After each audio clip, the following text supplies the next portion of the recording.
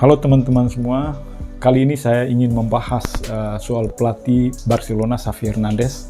Karena kan dalam 2 pekan ini tidak ada pertandingan di La Liga ya, sampai tanggal 3 Barcelona baru bermain lagi melawan Real Mallorca. Nah, saya mengisi kesempatan untuk membahas taktik dan formasi yang diterapkan oleh pelatih Xavi. Sejak kedatangan Xavi dari Al-Sadd, kelihatannya memang banyak orang yang pesimis dengan Xavi, katanya melatih klub kecil Al-Sadd, tetapi kelihatan pekan demi pekan sudah ada peningkatan. Paling kurang dalam 2 pekan terakhir melawan LC menang 3-2 meskipun dengan susah payah, tetapi dari segi permainan sangat apik, terorganisir, rapi, umpan-umpan pendek sangat bagus. Sedikit kembali ke era tiki-taka zaman era Pep Guardiola, dan kebanyakan formasi yang diterapkan Xavi itu kebanyakan orang mengatakan dia mengcopy paste gaya yang diterapkan oleh Pep Guardiola di Manchester City. Tadi malam Barcelona melawan Sevilla, meskipun hasilnya imbang 1-1, tapi menurut saya selama Xavi melatih Barcelona, pertandingan semalam itu penampilan yang terbaik untuk Barcelona. Karena dari segi dominasi, umpan-umpan pendek, Barcelona itu unggul semuanya. Shoot on target itu ada 23, dan central back-nya sudah mulai bertahan dengan baik. Hanya memang tinggal lini depan karena memang banyak cedera. Tetapi dari keseluruhan pertandingan yang dilatih Xavi, meskipun awal-awalnya agak susah karena memang cedera pemain yang diderita oleh Barcelona, tetapi perlahan Xavi mulai menemukan kembali identitas Barcelona.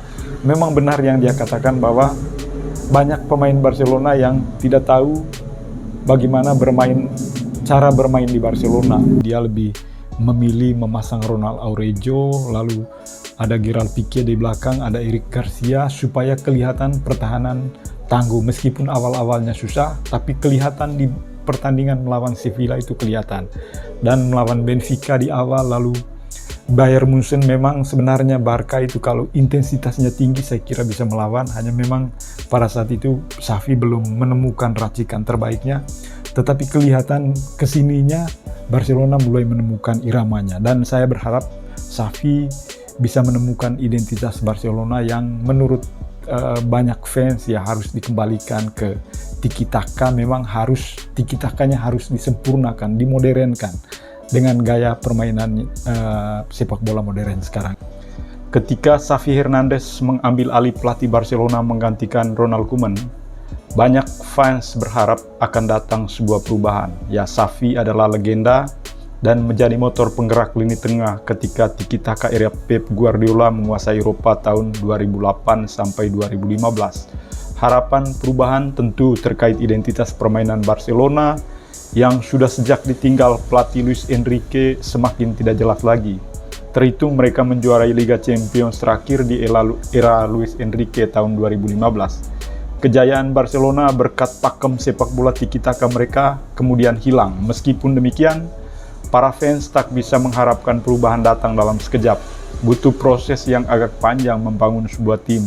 Apalagi Barca ketika Xavi datang mengalami masalah cedera para pemain dan masalah keuangan yang pelik akibat tumpukan utang gara-gara manajemen lama salah mismanajemen dalam mengolah klub sepak bola raksasa itu. Setelah hanya 180 menit bermain di bawah kepelatihan Xavi, Barcelona kelihatan menemukan kembali identitasnya. Kelihatan kan dalam pertandingan melawan Espanyol dan Benfica, step by step lah Xavi sudah mulai mengubah cara bermain tim.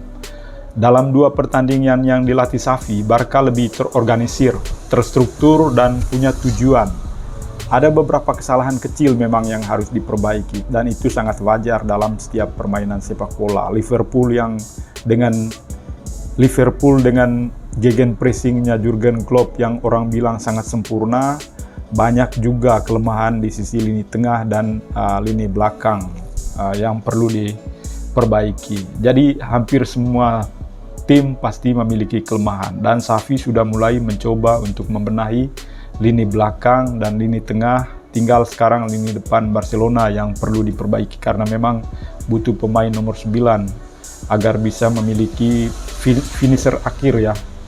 Xavi membawa stabilitas, relasi pemain, ruang ganti sangat harmonis, taktik dan cara bermain hampir yang diinginkan Barcelona.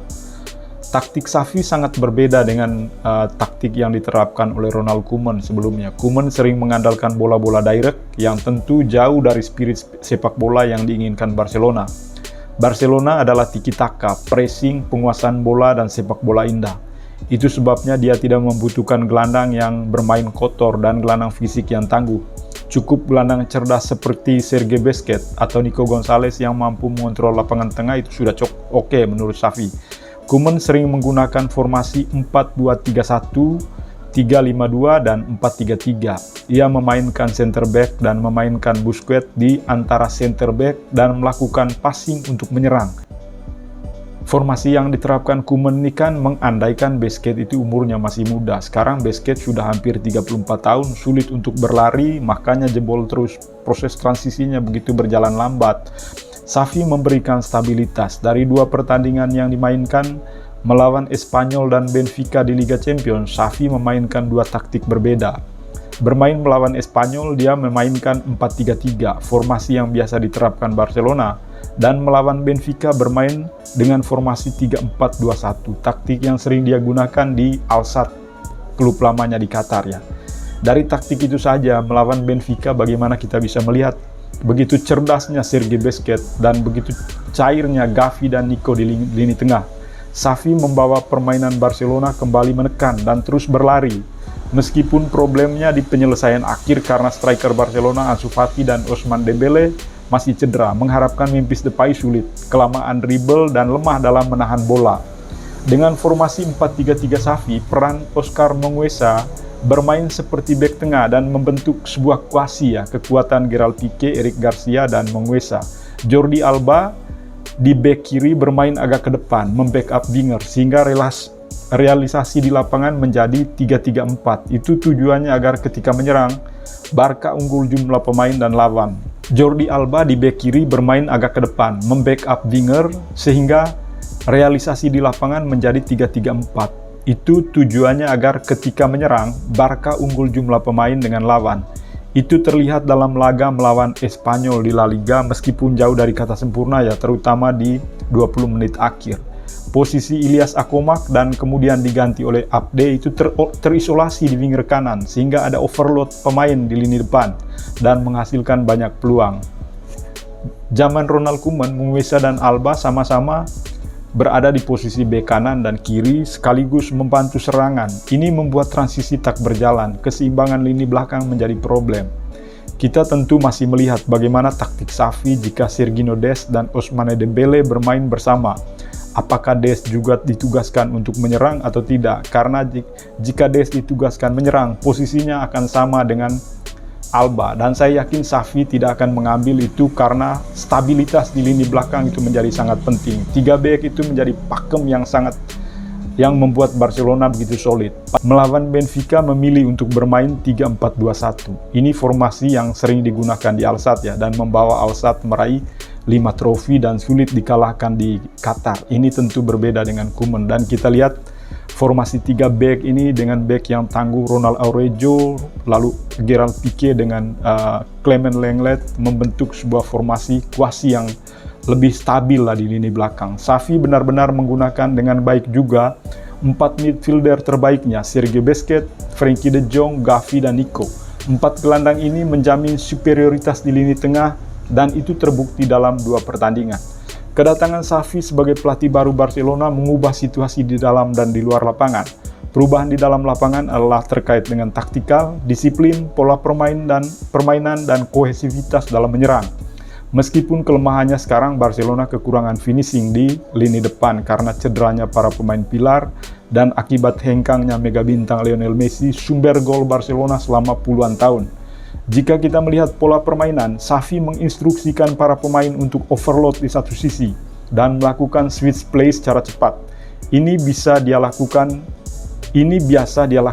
di sisi kiri, di sisi Jordi Alba dan Gavi. Ini penting agar mereka memiliki pemain lebih di lini depan dan menciptakan banyak peluang. Itu sebabnya dia menginginkan seorang winger yang eksploratif dan mampu menggunakan sisi lebar lapangan.